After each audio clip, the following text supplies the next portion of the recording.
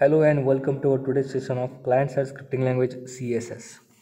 तर आपण unit number 6ला सुरुवात केलेली आहे आणि युनिट नंबर 6चं नेम आहे menus navigation and web page protection. तर लास्ट सेशनमध्ये आपण स्टेटस बार आणि बॅनर ह्या गोष्टींवर डिस्कशन केलेलं होतं. या सेशनमध्ये आपण स्लाईड शो आणि मेनूज या गोष्टीवर डिस्कशन करणार आहोत. बाकीचे पॉईंट्स आपण नेक्स्ट सेशनला कंडक्ट करणार आहोत. तर पहिला पॉईंट आहे स्लाईड शो. आता हे जे सेशन असणार आहे हे बेसिक्स असणार आहे आणि ह्याच्यात जास्त काय कॉम्प्लिकेशन्स असणार, इझी असणार आहे. A slide show is similar in concept to the banner advertisement. In that slide show rotates multiple images on the web page. तर जसं आपण बॅनर ॲडव्हर्टाईजमेंटमध्ये बघितलेलं की जे काही इमेजेस असतात त्याला मल्टिपल प्रकारे आपण रोटेट करतो आणि मल्टिपल इमेजेस किंवा मल्टिपल ॲडव्हर्टाईजमेंट एकाच बॅनरवरती शो करतो. तसं स्लाईड शो असतं सिमिलर वे, फक्त काय त्याच्यात रोटेट काय करतो आपण मल्टिपल पेजेस करतो, मल्टिपल इमेजेस करतो आपल्या वेब पेजवरती. A slideshow gives the visitor the ability to change the image that displayed. The visitor can click the forward button to see next image and back button to the previous image. म्हणजे slide show ज्या वेळेला वेबपेजवरती आपल्या असणार आहे त्यावेळेला युजरला त्या जे काही इमेजेस असणार आहे आपल्या स्लाईड शोमध्ये त्या चेंज करता येण्याची ॲबिलिटी त्याला मिळते. जेणेकरून नेक्स्ट इमेज हवी असेल तर तो फॉरवर्ड बटनवरती क्लिक करेल आणि प्रिव्हियस इमेज हवी असेल तर तो बॅक बटनवरती क्लिक करेल.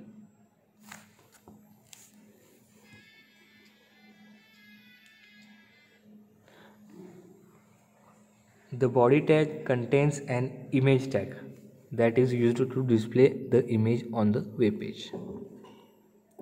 Image tag is a table that contains two buttons, forward and backward. Buttons call the run slideshow function in response to the on click event. म्हणजे ज्या वेळेला आपण स्लाईडशो सुरुवात करणार असतो त्यावेळेला काय होतं, जे काही बटन्स असतात फॉरवर्ड किंवा बॅकवर्ड्स तर ते बटन काय करतात ऑन क्लिक इव्हेंटला ते एक्झिक्यूट होतात. तर इव्हेंट ज्यावेळेला ऑन क्लिक इव्हेंट ऑकर होणार त्यावेळेला रन स्लाईड शो हा फंक्शन एक्झिक्युशनला जातो. The run slide show function requires one parameter. तर ज्यावेळेला फंक्शन आपण घेणार आहे, डिफाईन करणार आहे, डिक्लेरेशन करणार आहे, त्याला आपण पॅरामीटर द्यावं लागतं रन फंक्शनला. तर अशा प्रकारे आपल्याला एक इंटरफेस दिसतो की हे जे काही इमेज आपल्याला दिसते या ठिकाणी तर ते काय एक स्लाईड शोचा एक इमेज असणार आहे आणि हे जे दोन आपल्याला इथं या साईडला बटन दिसतात. जर मला नेक्स्ट इमेज हवी असेल तर मी फॉरवर्ड बटनवर क्लिक करणार आणि प्रिव्हियस पाहिजे असेल तर मी त्याला बॅक बटनवरती क्लिक करणार. We add the value passed to the run slide show function to the value of the current picture variable. आता ज्यावेळेला आपण पॅरामीटर पास करणार असतो त्यावेळेला काय करायचं, नंतर ज्यावेळेला आपण व्हॅल्यू पास करणार आहे रन स्लाईड शोच्या फंक्शनमध्ये त्यावेळेला काय असणार आहे, जे काही करंट पिक्चर आपल्याला शो करायचं असणार आहे त्या गोष्टी आपण त्या व्हेरिएबलमध्ये त्याला पास करणार आहोत रन स्लाईड शोच्या फंक्शनमध्ये. If the value is 1 then the value of the current picture is incremented causing the next slide show to be displayed. आता ज्यावेळेला आपण त्याची व्हॅल्यू जी काही पास करणार आहे ती जर 1 असेल तर काय होणार आहे, जे काही करंट पिक्चर हा फंक्शन व्हेरिएबल असणार आहे त्याचं इन्क्रिमेंट होणार आणि ज्यावेळेला इन्क्रिमेंट झालं तर त्यावेळेला काय होणार, आपल्याला जी काही नेक्स्ट स्लाईड असणार आहे ती आपल्याला डिस्प्ले होणार. आणि सिमिलर याच्या उलट जर व्हॅल्यू -1 असेल तर जे काही करंट पिक्चर असणार आहे त्याचं डिक्रिमेंट होणार आणि जे काही प्रिव्हियस इमेज असणार आहे स्लाईडची तर प्रिव्हियस स्लाईड आपल्याला डिस्प्ले होणार. तर नेक्स्ट पॉईंट आहे मेनूज. मेनूजमध्ये मेनू कशासाठी यूज करतात की ज्यावेळेला एखादा विजिटर आपल्या वेबसाईटवरती येतो तर त्याला मल्टिपल ऑप्शन्स प्रोव्हाइड करायचं काम मेनूद्वारे केलं जातं आणि जी काही इन्फॉर्मेशन असेल ती एक सर्व्हरवरती प्रोसेसिंग असेल किंवा आपल्या फॉर्मला यूज करून असेल तर मेनूचे टाईप असणार आहेत. तर पहिला टाईप आहे तो आहे creating a pull down menu. Pull down menu काय होतं की ह्याच्यात आपण काय करतो, हायपरलिंक देत नाही कोणत्याही पेजेसला किंवा एखाद्या ऑब्जेक्टला. तर आपण काय करतो, सिम्पली ह्या ठिकाणी फंक्शन्स यूज करतो की जेणेकरून फंक्शन काय करायचं, जी काही गोष्टी असणार आहेत आपल्या वेबपेजवरती त्याच्या रिक्वेस्ट पाठवून ते जे फंक्शन असणार आहे ते आपण पहिला आपल्या वेबपेजवरती लोड करून घ्यायचं आणि मग त्याचं एक्झिक्युशन करायचं.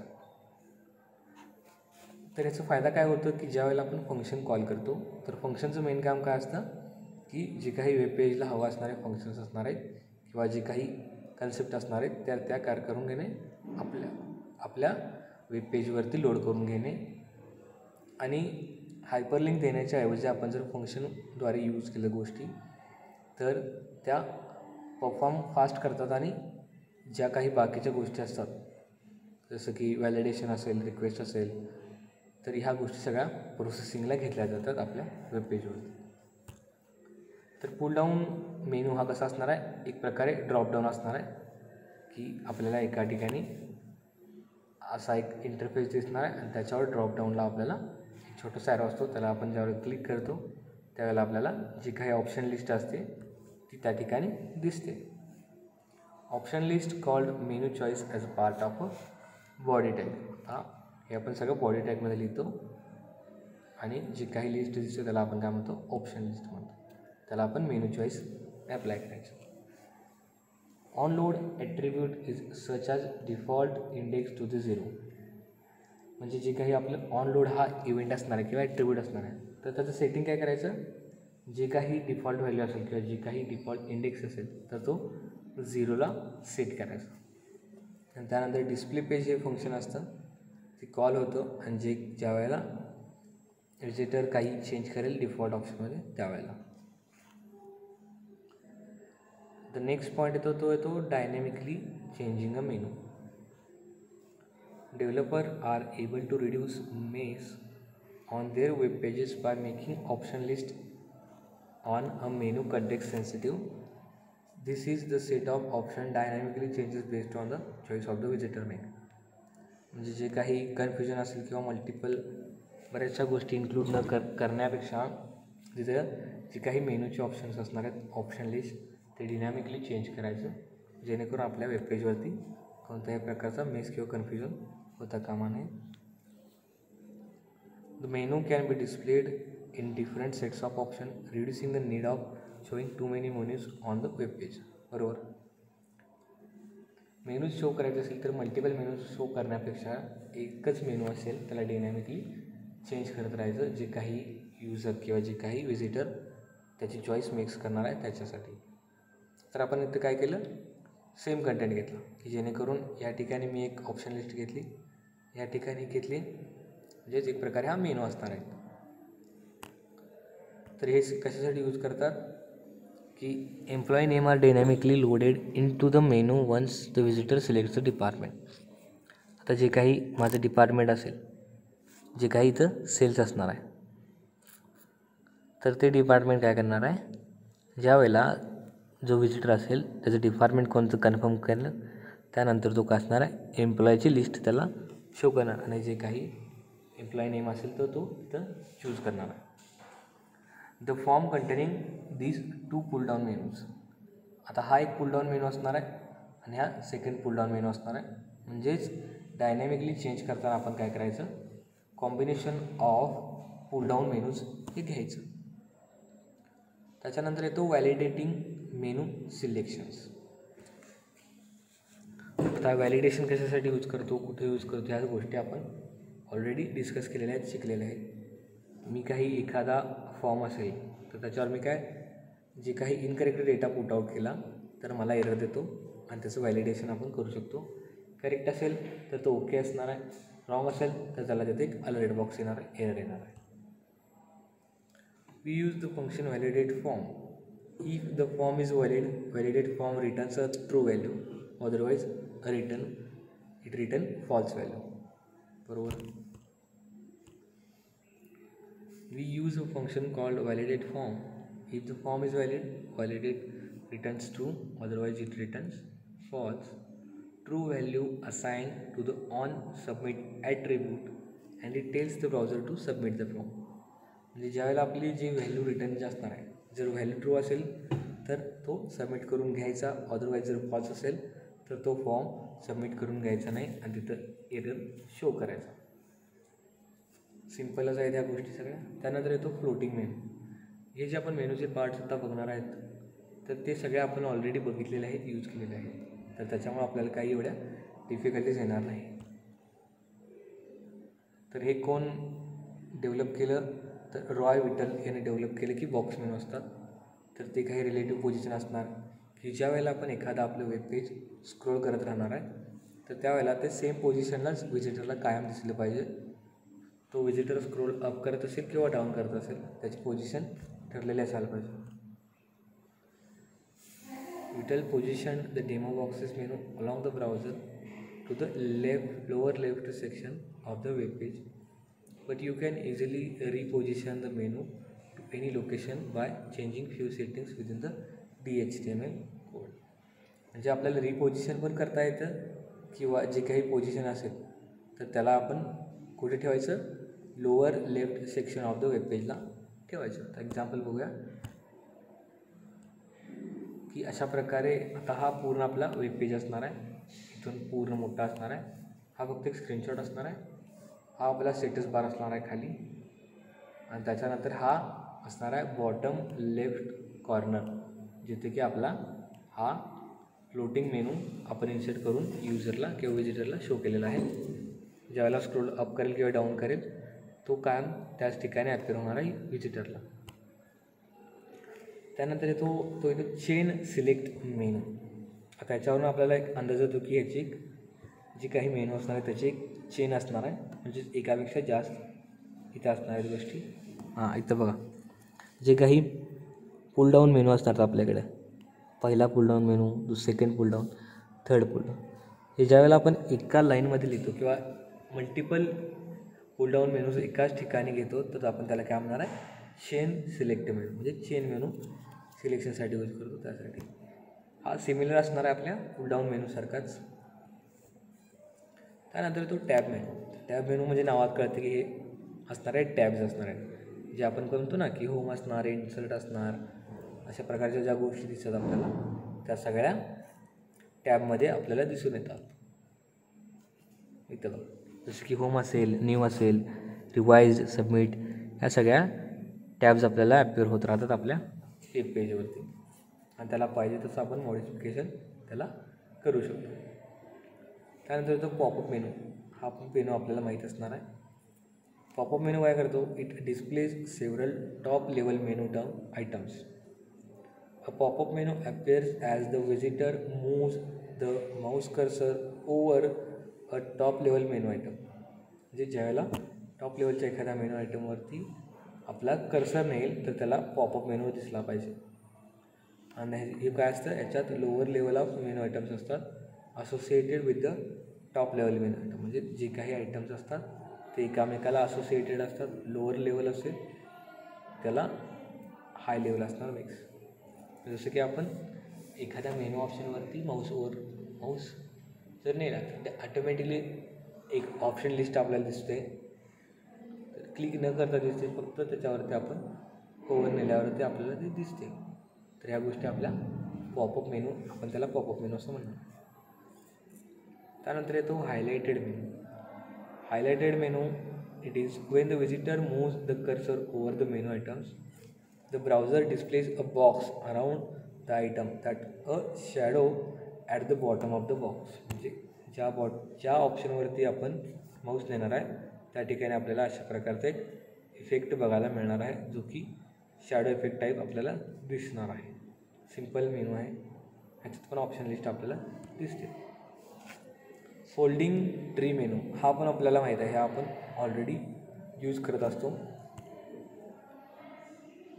The tree expands Wien the visitor clicks or close folder. अशा प्रकारचे आपण ट्रीज बघितलेले असतात की हा एक मेन फोल्डर असतो, त्याच्या फोल्डरमध्ये जी काही डायरेक्टरीज असतात, फाईल्स असतात त्या दिसतात. त्यानंतर सेकंड एक फोल्डर असतो, त्याच्यातले जी काही डायरेक्टरीज दिसतात आपल्याला. त्यानंतर असे जेवढे मल्टिपल आपल्याला दिसतात जे काही मेन फोल्डर्स असतात त्या गोष्टी. त्याला जर मी न्यूजला जर क्लिक केला तर न्यूजमध्ये ज्या काही गोष्टी दिसतात त्या आपल्याला ॲपियर होणार वेब पेजवरती. सिमिलर वे हा पण आपण ऑलरेडी यूज केलेला आहे. Context menu. The context menu pops up on the web page when the visitor clicks right mouse on button.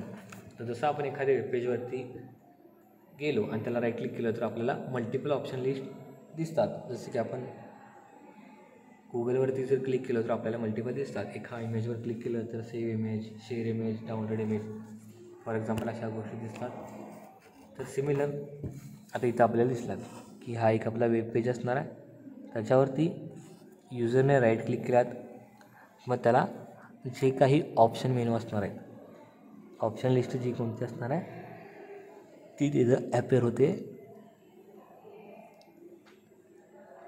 ज्यावेळेला युजर आपल्या वेब पेजवरती राईट क्लिक करतो त्यावेळेला त्याला ऑप्शन लिस्ट ॲपियर होते. त्याला आपण म्हणतो कंटेक्स्ट मेनू. त्यानंतर येतो स्क्रोलेबल मेनू. याचा अर्थ काय? स्क्रोल करता येण्यासारखा. You can scroll the menu to the right or left by placing the mouse cursor over the corresponding arrow head. आता जो काही मेनू बार असणार आहे आपला तो काय होणार असणार आहे? स्क्रोल करता येण्यासारखा असणार आहे.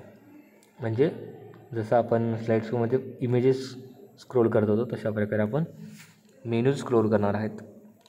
लेफ्टच्या हवे असेल तर आपण लेफ्ट साईडच्या ॲरोवरती क्लिक करणार. राईटचे मेनू ॲक्सेस करायचे असतील किंवा पाहायचे असतील तर आपण सिम्पली त्याला राईटच्या ॲरोवरती क्लिक करणार. ह्या सगळ्या बेसिक्स गोष्टी आहेत.